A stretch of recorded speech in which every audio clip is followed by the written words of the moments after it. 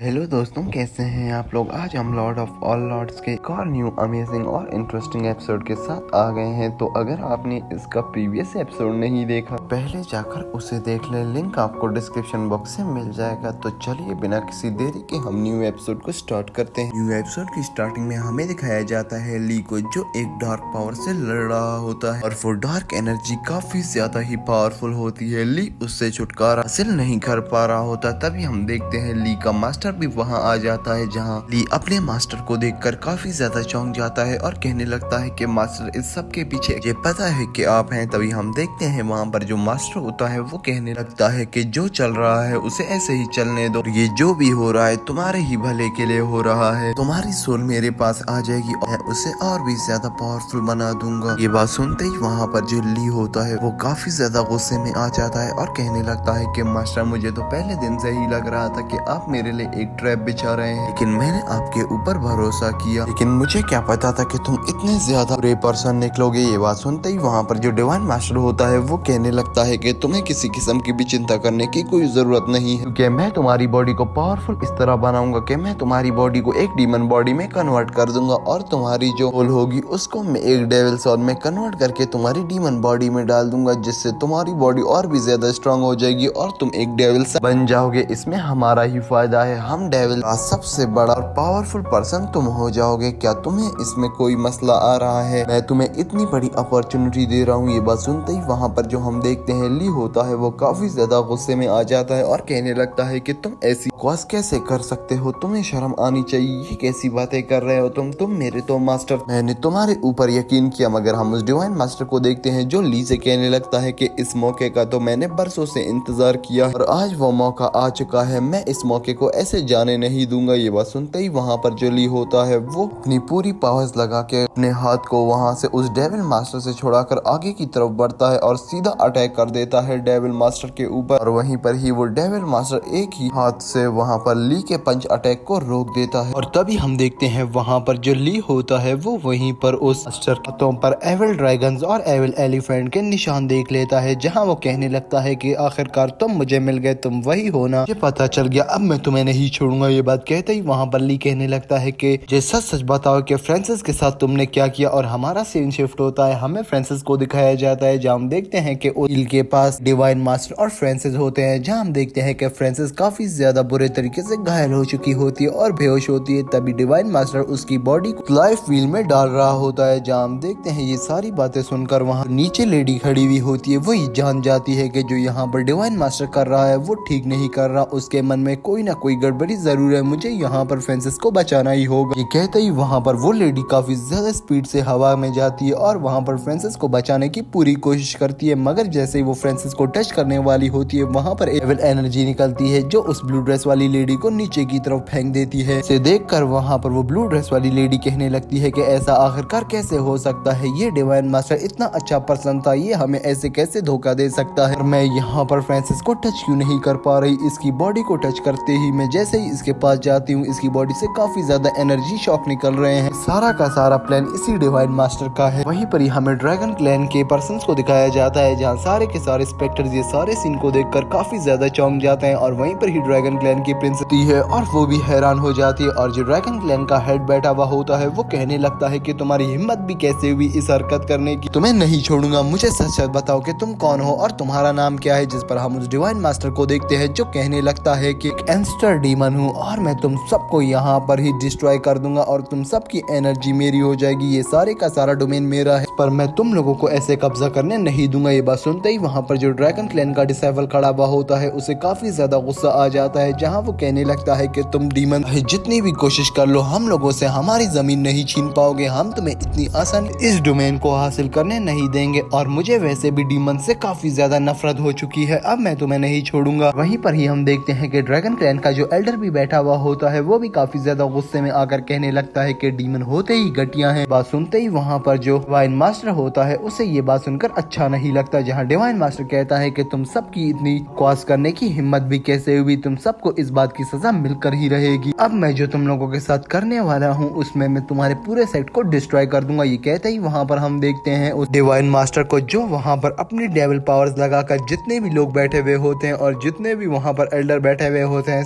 सबकी पावर को एब्जॉर्ब करना स्टार्ट कर देता है। वहीं पर ही हमें एक लेडी को भी दिखाया जाता है जिसका नाम लियो होता है और वो यो पवेलियन से होती है। जिस बात को सुनकर वहाँ पर हम देखते हैं जितने भी एल्डर्स बैठे हुए होते हैं वो कहने लगते हैं कि तुम्हें इस डीमन का साथ देने पर भी इतनी ही सजा मिलेगी जितनी इस डीमन को मिलेगी, आज मैं तुम्हें नहीं छोड़ूंगा। ये कहते ही वहाँ पर दोनों के दोनों एल्डर्स उठते हैं और अपना स्पिरिचुअल पावर अटैक का यूज करके इस लड़की के ऊपर अटैक कर डालते हैं। वहीं पर ही हमारा सीन शिफ्ट होता है, हमें डिवाइन मास्टर को दिखाया जाता है ली के पास आ चुका होता है। अब वो ली की जितनी भी वेन्स होती है सब में उस डार्क एनर्जी को डालना स्टार्ट करता है, लेकिन हम देखते हैं कि जो ली होता है पूरी कोशिश कर रहा होता है कि उस डार्क एनर्जी को अपनी बॉडी में एंटर होने नहीं दे, इसलिए वो भी अपनी पूरी पावर्स लगा देता है। जहाँ हम देखते हैं कि सारी बातें देखकर वहाँ पर जो ली होता है वो काफी ज्यादा पंचेस अटैक करता चला जाता है वहाँ डिवाइन मास्टर के ऊपर, जिन अटैक को देखकर डिवाइन मास्टर को और भी ज्यादा गुस्सा आता है, लेकिन ये पंच काफी ज्यादा स्ट्रॉन्ग होता है ली, जिसकी वजह से वो डिवाइन मास्टर पीछे की तरफ धकेल जाता है। हमारा सीन शिफ्ट होता है, अगले सीन में हमें दिखाया जाता है कि वो दोनों एल्डर्स काफी ज्यादा ही पावर्स लगा चुके होते हैं उस लेडी के ऊपर और ली को मारने की पूरी कोशिश कर देते हैं। और तभी हम देखते हैं कि वहाँ पर जितने डिसाइपल होते हैं वो भी सारी की सारी अपनी पावर्स को इन्वॉल्व कर देते हैं मास्टर की पावर्स के साथ, लेकिन तब भी वो उस लेडी को ज्यादा चोट नहीं पहुंचा पा रहे होते। इस सारे सीन को देखकर वहाँ डिवाइन मास्टर गुस्से में आता है और कहने लगता है कि तुम सबको इसकी सजा मैं देकर रहूंगा, मैं तुम्हें बताता हूँ। मगर हम देखते हैं वहाँ पर जो लेडी होती है वो वहाँ पर अपने उस स्पिरिचुअल हैंड का अटैक यूज करती है और जैसे ही वो हैंड अटैक को यूज करती है जो डिवाइन मास्टर होता है वो खुश हो जाता है, कहने लगता है कि अब आएगा ना मजा, अब ये लेडी तुम लोग को नहीं छोड़ेगी। मगर तभी हम देखते हैं कि उस लेडी को अपना मेमोरी याद आने लग जाती है और लेडी को समझ आ जाता है कि ये सारे की सारी चाल इस डिवाइन मास्टर ने चली है, इसीलिए हम देखते हैं कि वो वहाँ उन सेक्ट वालों को छोड़कर सीधा इस डिवाइन मास्टर के ऊपर अटैक कर देती है, जिसे देखकर डिवाइन मास्टर काफी ज्यादा परेशान हो जाता है, कहने लगता है कि ऐसा कैसे हो सकता है। और अगले ही सीन में हमें दिखाया जाता है कि नेक्स्ट सीन में डिवाइन मास्टर वहाँ पर से भी फाइट कर रहा था, जहाँ ली उसको एक जोरदार पंच मारता है। मगर हम देखते हैं कि वहीं पर ही डिवाइन मास्टर भी उसे एक पंच मारकर पीछे की तरफ फेंक देता है, जिसे देखकर वहाँ स्माइल पेंडा होता है वो भी आ जाता है और कहने लगता है कि ओनर आप कहाँ जा रहे हैं। और वहीं पर ही ली को वो पंच काफी ज्यादा जोर से पड़ चुका होता है, लेकिन वहीं से ही हमारा सीन दोबारा से शिफ्ट होता है और हमें प्रेजेंट को दिखाया जाता है, जहाँ हमें दिखाया जाता है कि वो पर्सन जो वॉलीबॉल में वहीं गिर गया था और उसकी जो सोल थी वो ली की बॉडी में ट्रांसफर हो चुकी थी। सोल दोबारा से निकलकर उस वॉलीबॉल वाले पर्सन की सोल में ट्रांसफर हो जाती है और उसकी बॉडी एक्टिवेट हो जाती है। इसी सीन के साथ वो पर्सन भी काफी ज्यादा हैरान हो जाता है और कहने लगता है कि फाइनली मेरी सोल वापस आ गई। यहाँ पर हमें पता नहीं चलता कि ली की सोल आखिरकार कहाँ गई और ली कहाँ है। दोस्तों ये तो हमें नेक्स्ट एपिसोड में पता चलेगा, इसीलिए चैनल को पहले से ही सब्सक्राइब कर दे, जैसे ही नेक्स्ट एपिसोड आए उसका नोटिफिकेशन आपको मिल सके। और नेक्स्ट एपिसोड भी अभी कुछ ही देर में आने वाला है, तो वीडियो को लाइक कर देना, चैनल को सब्सक्राइब करना मत भूलना। तो चलिए दोस्तों मिलते हैं किसी अच्छी और नई वीडियो के साथ, तब तक के लिए दोस्तों बाय।